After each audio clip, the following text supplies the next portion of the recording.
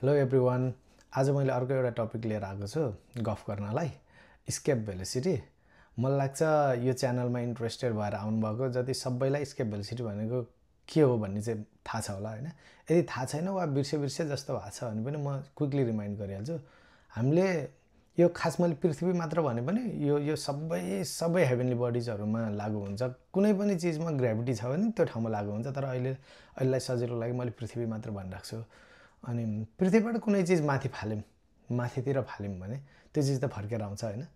अब ढुङ्गा मैले माथि फाल्यो भने केही बेरमा फर्केर आउँछ, बन्दुकले गोली नै हान्यो भने पनि फर्केर आउँछ। निकै जोडसँग मैले कुनै चिज फाले भने त त्यो चिज पक्कै फर्केर आउँदैन होला नि त। पृथ्वीले त्यत्रो इन्फाइनाइट पुल त छैन होला नि त पृथ्वीको, हैन कि जति नै जान्छु भन्ने चिजलाई पनि रोक्न सक्ने त छैन होला, अभियसली छैन पनि हैन। त्यो हामीले क्याल्कुलेसन गर्यौं भने त्यो खास ठुलो कुरा पनि हुन्न हैन। त्यो पृथ्वीको लागि चाहिँ 11.2 किलोमिटर पर सेकेन्ड चाहिँ स्केप भेलोसिटी को भ्यालु हो हैन। त्यो चाहिँ हाम्रो यो पृथ्वीमा एटमोस्फियर छैन, हावाको एयर रेजिस्टेन्स छैन भन्ने हिसाबले एउटा क्याल्कुलेसन गरेको धेरै कुरालाई चाहिँ अप्रोक्सिमेट गरेको हुन सक्छ। एनीवे त्यसकै अराउन्डमा एउटा भ्यालु आउला आइडियल कन्डिसनमा चाहिँ। अनि त्यो भ्यालु चाहिँ हामीलाई 10 क्लासमै हुँदाखेरि सरले भनेको मलाई याद छ हैन। अनि त्यो भ्यालु त्यो 11.2 किलोमिटर पर सेकेन्ड एक सेकेन्डमा 11.2 किलोमिटर भन्दा बढी जाने चिज चाहिँ पृथ्वीबाट निस्केर गएपछि कहिले आउँदैन भनेको सुन्दा चाहिँ मलाई त्यो निकै चासो लागेको थियो कि त्यो नम्बरदेखि हैन। अनि मैले चाहिँ यो रकेटहरु चाहिँ यहाँबाट निस्किने रकेटहरु चाहिँ त्यस्तो स्पिडमा जान्छन् भन्ने थाहा पाउँदा मलाई निकै नै कस्तो निकै नै इन्ट्रेस्टिङ फिल भएको थियो हैन। अनि मैले जहिले त्यो नम्बरसँग चाहिँ यति टाइममा रकेट त यहाँ पुग्छ, यति टाइममा रकेट त वहाँ पुग्छ भनेर निकै त्यो हिसाब गरिराख्थेँ कि मलाई अझै पनि याद आउँछ। तितो सत्यमा यति लामो विज्ञापन आउँथ्यो कि हामीले तितो सत्यमा त एउटा रकेट यहाँबाट वहाँ पुग्छ भन्ने कुरा गर्थ्यौं के। अनि 2-3 मिनेटको विज्ञापन हुन्थ्यो नि त, क्या लामो विज्ञापन आउँथ्यो।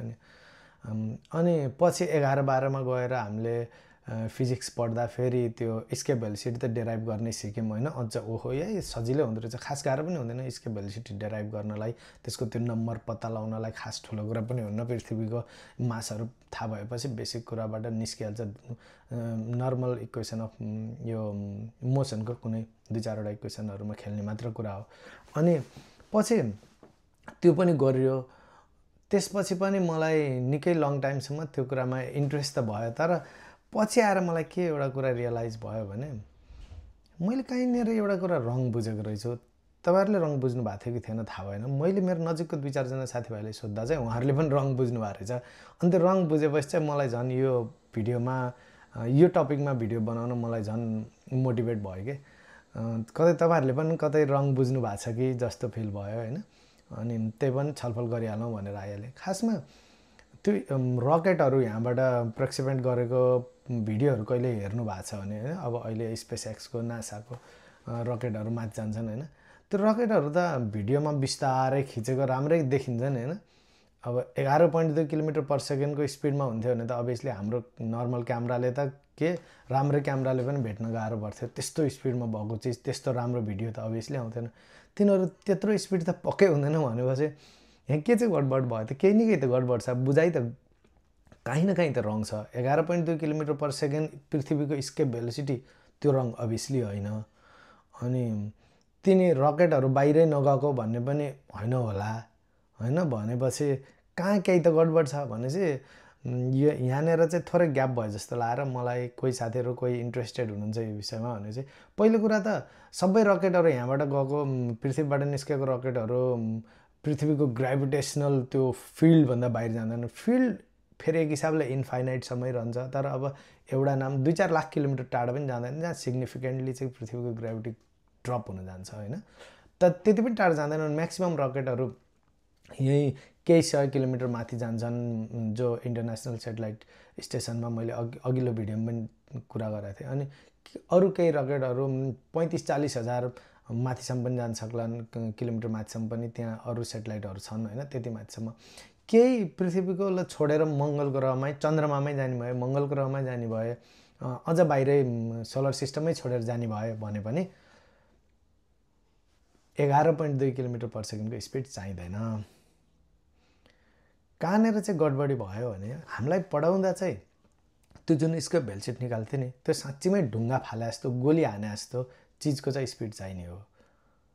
के फरक छ त भनेर भने ढुङ्गा एकचोटि फालेपछि फाल्यो, अब त्यसले एक्स्ट्रा फोर्स लिइराख्दैन नि त, त्यसलाई धकेल्नलाई माथि जानलाई एक्स्ट्रा फोर्स लाउने कुनै चिज छैन। सुरुमा हामीले हातले जति जोडसँग फाल्यौँ, गनबाट त्यो बन्दुकको त्यो नालबाट गोली निस्केर गइसकेपछि अब त्यसलाई एक्स्ट्रा फोर्स त कहीँबाट पाउँदैन, त्यो सुरुमा जति एनर्जीले निस्केको हो त्यति हो, त्यसको एनर्जी सकेपछि तल झर्छ। तर रकेटको त्यस्तो हुँदैन, रकेट त बिस्तारै त्यहाँ यत्रो धेरै फ्युल लिएर जान्छ अनि बिस्तारै बर्न गर्दै जान्छ नि। त्यसको लागि चाहिँ 11.2 किलोमिटरको त कुरै छोडौँ, केही किलोमिटर पर आवरको स्पिडले जान पनि सक्छ। खास पृथ्वीबाट बाहिर निस्किनलाई यदि कसैले त्यो कन्टिन्युस फोर्स लगाइराख्न सक्ने मेकानिजम छ भने त्यसलाई त्यो स्केप भेलोसिटीको त्यो भ्यालुसम्म पुग्न जरुरी छैन। अनि टिचरहरूले 10 क्लासमै हुँदा पनि अनि इभन 11-12मा पढ्दा पनि त्यो कुरालाई अलिकति क्ल्यारिफाई नगरेको हो कि म मात्रै नबुझेर मैले चिनेको नजिकको जतिलाई सोधेँ सबैलाई त्यो कन्फ्युजन देखेपछि चाहिँ निकै कमलाई यो विषयमा इन्ट्रेस्ट होला, निकै कमले सोचेको होला नि, तर जतिले सोचेको छ नि त्यतिले त कमसेकम क्लियर बुझ्न सकिन्छ नि भन्ने हिसाबले बनाएको एउटा सानो एरिया भएको भएर धेरैलाई इन्ट्रेस्ट नहुनसक्छ। तर कोहीले इन्ट्रेस्ट थियो र यो विषयमा गलत बुझ्नु भएको थियो अनि आज अलिकति त्यसमा थप सोचेर अनि क्ल्यारिफाई हुने अवसर मिल्यो भने चाहिँ राम्रै होला। यो जस्तो उदाहरणको लागि के भन्न सकिन्छ भने एउटा यस्तो ओह्रालोबाट आएर अनि माथि यस्तो ओह्रालो अनि यता उकालो छ नि, कुनै ठाउँहरू हुन्छ नि गाउँतिर साइकल चलाएर आउनुहुन्छ अनि यहाँबाट आउँदाखेरि सर्र स्पिडमा आएर अनि लास्टै स्पिड भएपछि चाहिँ उताको उकालो कट्न सक्ने होइन, अलिकति राम्रो स्पिड पुगेन भने त उताको उकालोको माथि पुग्न नसक्ने त्यस्तो थियो होला पक्कै तपाईँहरूले साइकल चलाउने बेलामा कहिले, होइन मेरो त हुन्थ्यो। अनि साइकलको लागि चाहिँ त्यो जरुरी हुन्छ। मानौँ साइकलमा हामीले एक्स्ट्रा पेडल हान्न सक्दैनौँ निकै उकालो भएर भन्ने सोचौँ न, साइकलको लागि चाहिँ निकै स्पिडमा आउनु जरुरी हुन्छ। त्यो भनौँ त्यो रकेट के अरे ढुङ्गा हानेको जस्तो, गन हानेको जस्तो, यहाँबाट गोली हानेको जस्तो पृथ्वीबाट निस्किनलाई। तर बाइकलाई त स्पिडमा आइराख्नु जरुरी छैन नि त, बाइक त 10 को स्पिडमा 1 गियर लगाएर बिस्तारै पनि जान सक्छ नि त। बाइकले चाहिँ उताको उकालो कट्नलाई यताको ओह्रालोमा स्पिड आउनु जरुरी छैन नि, त्यस्तै हो। किनभने बाइकले त कन्टिन्यू फोर्स लगाएर जान्छ नि त, साइकलले त उताको स्पिडले कट्नु छ ठ्याक्कै एक हिसाबले। त्यही एउटा इक्जाम्पल सोच्दा पनि भयो। रकेटहरू चाहिँ बिस्तारै जानु पनि सक्छन्, अलि जान्छन् छिटो, फ्युल इफिसियन्सीको कुरा होला अरूको होला, जान्छन् छिटो, तर तिनीहरूलाई त्यो स्पिड त्यो स्केप भेलोसिटी कटिराख्न जरुरी छैन। किन छैन भने किनभने तिनीहरूले कन्टिन्यू फोर्स लगाइराख्छन्। अनि हामीले त्यो बन्दुकको गोली अथवा ढुङ्गा फाल्दा जुन हिसाब गरेको हुन्छौँ त्योमा कन्टिन्यू फोर्स लागिराख्दैन। सुरुको जति एनर्जी हो, सुरुमा हान्दाखेरिको जति एनर्जी हो त्यसैले तिनीहरूलाई त्यो ग्रेभिटेसनल फिल्डभन्दा बाहिर लग्ने हिसाब गरिएको हुन्छ, त्यो भएर 11.2 किलोमिटर पर सेकेन्ड आएको हुन्छ। यहाँनिर कसलाई कन्फ्युजन थियो क्लियर भयो भने चाहिँ खुसी लाग्नेछ। अहिलेसम्मको निकै राम्रो रेस्पोन्स पाइरहेको छु, निकै कम भिडियोमा पनि। थ्याङ्क यू सो मच सबैलाई। अनि अगाडि कुनै टपिकहरू छन् कसैलाई इन्ट्रेस्टिङ लागेको, छलफल गर्न मन लागेको छ भने ल्याउनुहोस्, छलफल गरौँला, सिकौँला, सिकाउन सके सिकाउँला, नभए सिकौँला पनि, होइन। अनि त्यही हो, अर्को भिडियो छिटै ल्याउन ट्राई गर्नेछु। थ्याङ्क यू सो मच अहिलेसम्म हेरिदिनु भएकोमा। यत्रो लामो भिडियो भयो, यसलाई पनि टोलरेट गरिदिनु भयो। See you in the next video.